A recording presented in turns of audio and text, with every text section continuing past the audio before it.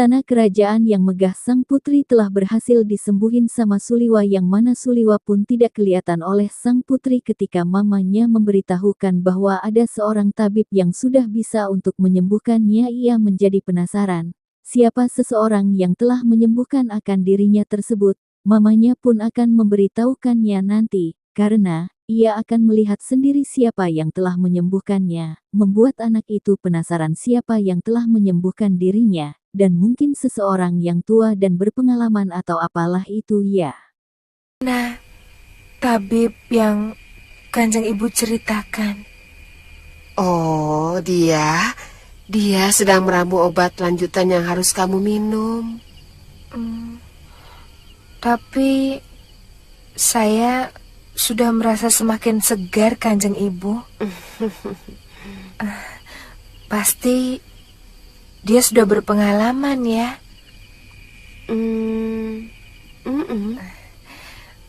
Mana lebih tua dariku? Nanti juga kamu ketemu. Kok Kanjeng Ibu tertawa? Kakek-kakek ya?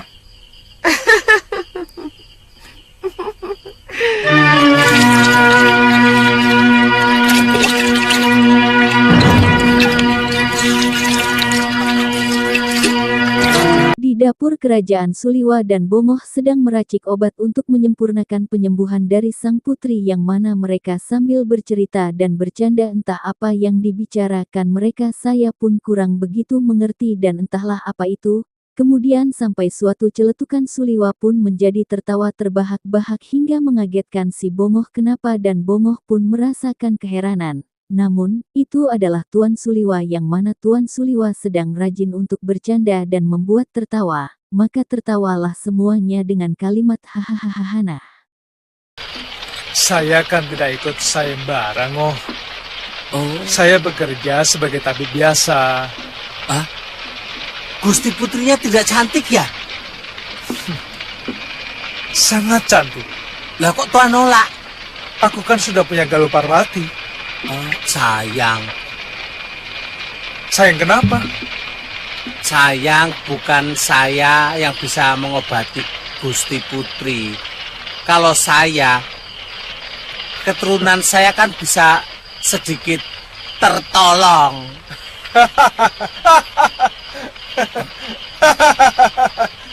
Tertawa.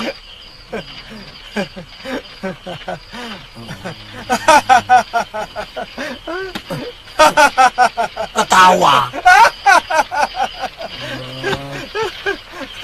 Emang Tabibnya Metri. Mana? Itu. Singkat cerita, Suliwa pun sedang makan dan sang putri pun keluar dari bilik kamarnya. Ibunya memberitahukan bahwasanya yang menyembuhkannya yang sedang makan di sana, ternyata begitu tampan, dan mamahnya pun membiarkan mereka berdua, hingga akhirnya sang putri pun diperiksa akan keadaannya, mata dan wajahnya. Papah dan mamahnya pun memperhatikan dengan seksama, berharap Suliwa berubah pikiran untuk menjodohkannya dengan putrinya karena berhasil untuk menyembuhkannya. Itu diucapkan dengan janji seorang raja atau Wong Agung. Akulah yang seharusnya menyembah Tuan. Karena Tuan telah mengembalikan semangat hidup saya, tenaga saya, bahkan nyawa saya. Hamba hanyalah kepanjangan tangan Dewata. Maaf, Gusti. Tangan Dewata yang mengabulkan sembah puja Gusti Betara dan Gusti Permaiswari. Maaf, Gusti. Mohon buka mulutnya.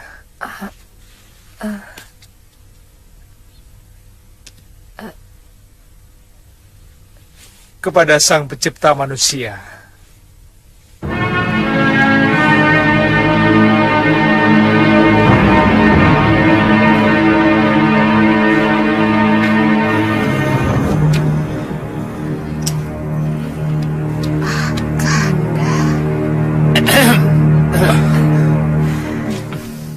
Sayang, Suliwa tidak mau ikut sayembara.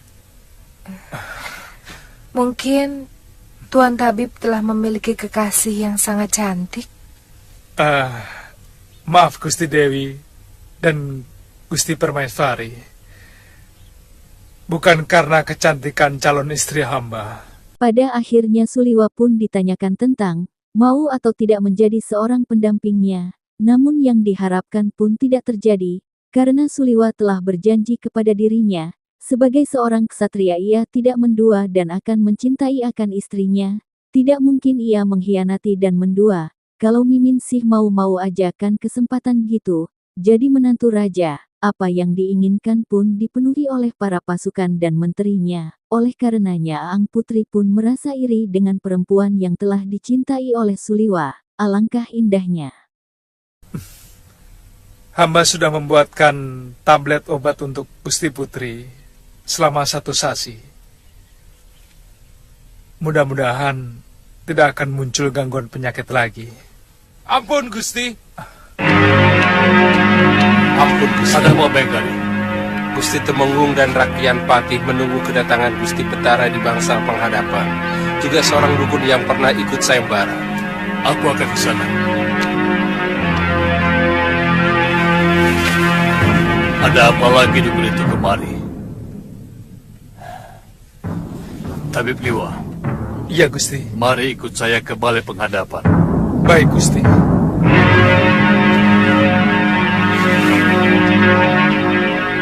Jangan lupa minum obatnya.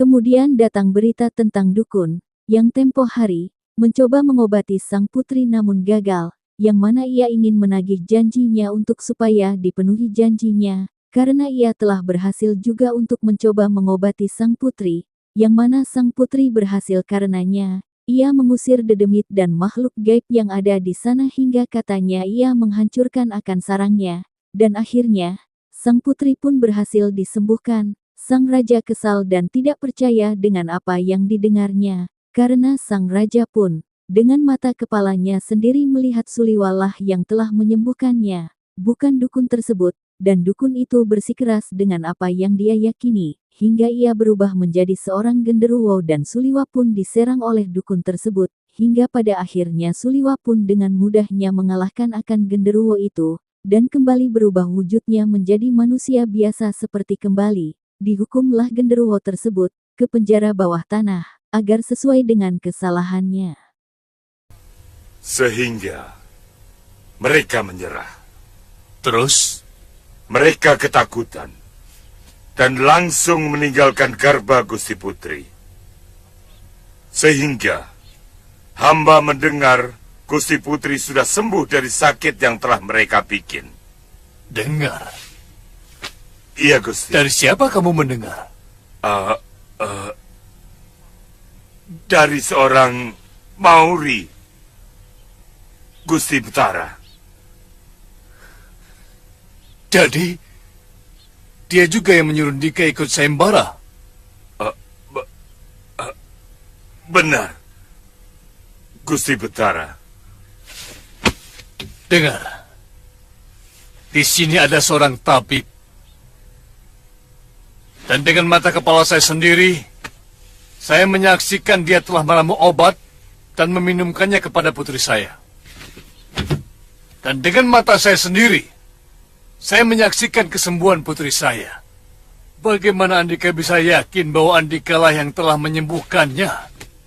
Mungkin karena usaha bersama, Tuan Tabib melakukannya dengan obat. Tapi hamba melakukannya secara halus. Saya akan mengampuni Andika kalau Andika mengaku telah menipu saya. Sebaliknya, saya akan mempidana Andika sebagai seorang tatai kalau tetap ngotot mengaku telah menyembuhkan putri saya.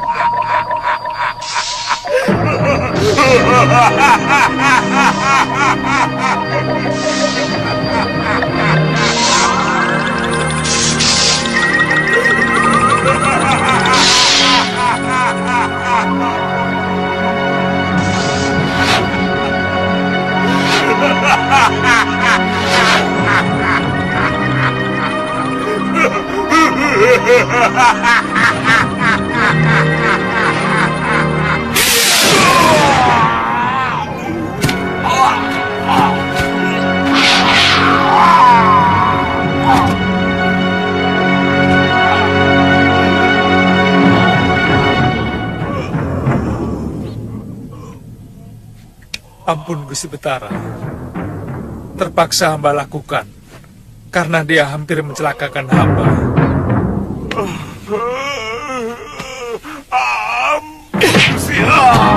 Kamu telah melakukan setumpuk kesalahan.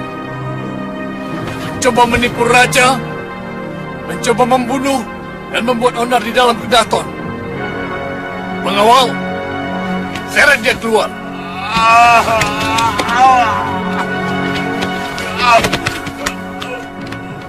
Kalau bisa bertahan hidup, hukum dia seberat-beratnya. Tapi, kamu telah melakukan hal yang tepat. Ternyata kamu juga seorang pendekar. Sebenarnya, saya akan sangat bahagia kalau kamu mau menjadi menantu saya. Ampunkan hamba Gusti Betara. Hamba masih menjunjung tinggi tugas dari Gusti Prabu Anglingdarma. Jadi, Andika seorang tanda, atau mungkin seorang Nayaka Negeri Malwapati. Saya sangat kagum terhadap rajamu, yang sangat bijak dan dermawan. Hamba hanyalah bawahan biasa Gusti Betara. Hanya kebetulan Gusti Prabu Anglingdarma adalah kakak seperguruan hamba di Padepokan Sugalu. Oh, iya. Saya pernah mendengar nama harum Padepokan yang berada di daerah kekuasaan sepupu saya. Tisdayu, bukan? Benar Gusti Betara. Singkat cerita, Suliwa dan Bongoh ke tepi pantai untuk mencari perahu yang mana Iti Kosong ingin menyeberang dan menaburkan bubuk serigala itu ke tengah lautan, dan akhirnya ketika itu mereka pun berada di tengah lautan untuk menamburkan akan bubuk serigala itu yang diharapkan tidak muncul lagi akan manusia serigala tersebut, supaya tidak mengusik kehidupan seluruh manusia termasuk diri mereka sendiri. Bisa lewat laut, Tuan. Bisa? Dulu saya pernah bersama Gusti Prabu Anglingdarma. Itu lebih bagus. Di tengah laut kita sebarkan abu tulang siluman-siluman serigala ini. Sekaligus bertemu dengan ini Galuh.